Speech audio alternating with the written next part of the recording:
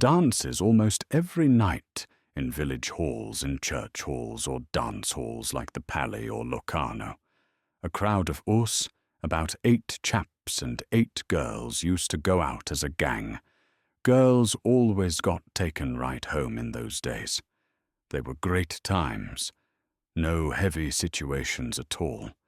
A pal of mine was quiet and nervous.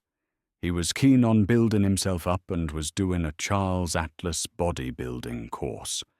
The rest used to tease him, but it definitely made a difference. He was in the TA and went for summer camp in 1939 and never came back. Most of those chaps in the TA went for what was supposed to be a 2-week-long camp, but they were sent to Narvik in Norway and were killed or taken prisoner. I can't remember his name.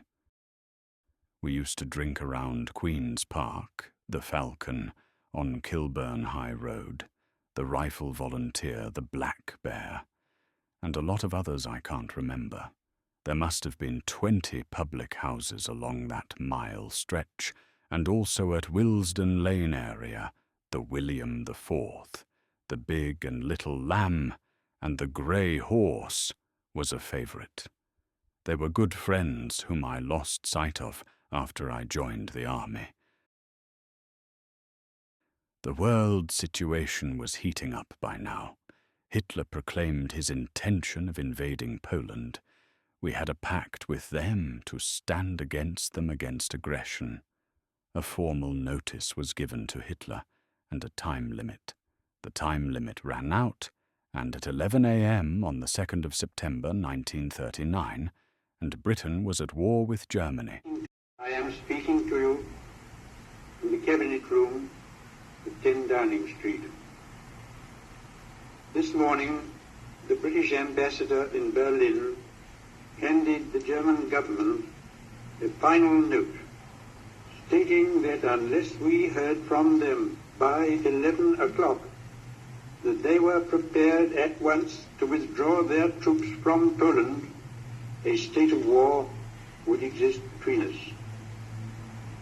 I have to tell you now that no such undertaking has been received, and that consequently this country is at war with Germany. About midday, the air raid sirens went off, and we had seen the Luftwaffe on the newsreels in action in Spain, and the sky was black with planes, hundreds of them. Anyway, we all thought, now they will come. Funnily enough, everyone was out in the road looking into the sky. The air raid wardens were going spare, trying to get everyone into the air raid shelters, but nobody wanted to go in case they missed anything. After about an hour, the all clear siren sounded, and we went indoors. Later, after we had the first proper raids, nobody stayed outside the shelters. You enjoying your tea, Gunner? Yes, thank you. What the hell's going on? Where have you been? The rest of the draft arrived yesterday. You are 24 hours late. Well, you see... Shut up! Now, Mr. Lardy-Dar Gunner Graham, what did you think you was doing sitting down by there drinking tea? Why wasn't you whitening them stones? I'm terribly sorry, Sergeant. Shut up! It's not funny! Where have you been, Gunner? Sorry, Sergeant Major. I'm not well. I've got a Bombay trots. Have you been eating bananas without cutting the ends off? Shut up! Is that the only hat you've got, Gunner? Yes, Sergeant Major. It's MO's orders. It protects my head from the sun. I've got very thin skull bones. Well, you know why that is, don't you? No. You've got such a huge brain. It's rubbing on the inside and wearing your head out. So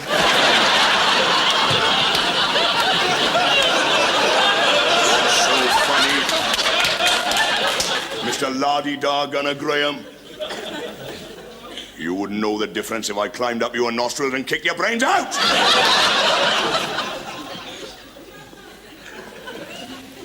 There's one thing you've got to remember, lovely boy. When you were up there in Burma wading through swamps, with slant-eyed Japanese waiting for you behind every tree, your university education won't do you much good up there, will it? No, Sergeant Major. No, Sergeant Major. I know, boy. I had 2 years up in that jungle, playing hide and seek with those sons of the rising sun. And I am going to make sure that you, and the rest of you, puffs, end up right there. Oh, I know you were the Colonel's favourites, but he's only got to take one step outside this camp, and I'll have you on that training up the jungle so fast your feet won't touch the ground! I find myself standing in a semicircle of other recruits, 10 weeks after training, and feeling as if we had passed all the bullshit behind.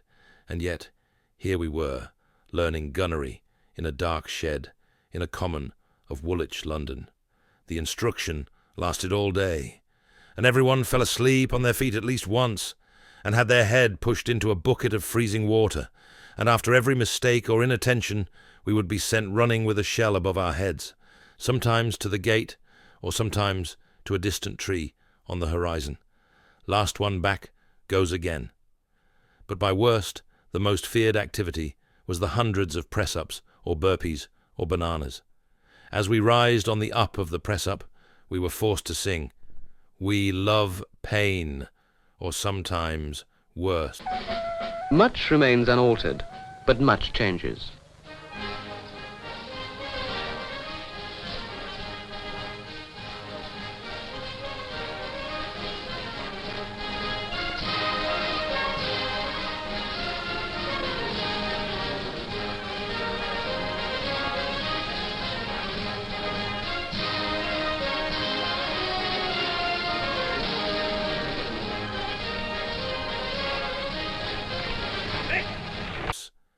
Sometimes we were split into 2 cohorts, and when this happened, we always were forced to compete.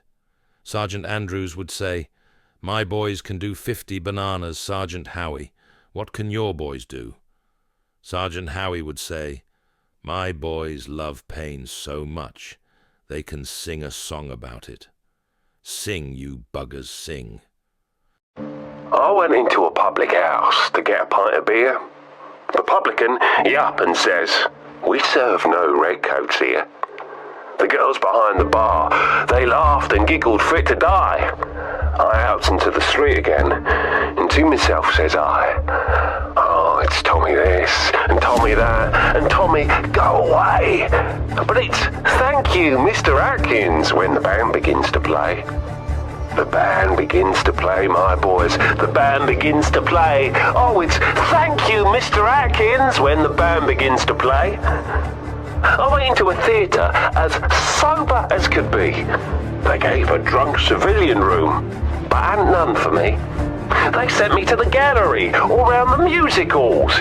But when it comes to fighting, Lord, they'll shove me in the stalls. For it's Tommy this and Tommy that, and Tommy, wait outside. But it's special train for Atkins when the trooper's on the tide. The troopship's on the tide, my boys. The troopship's on the tide. Oh, it's special train for Atkins when the trooper's on the tide.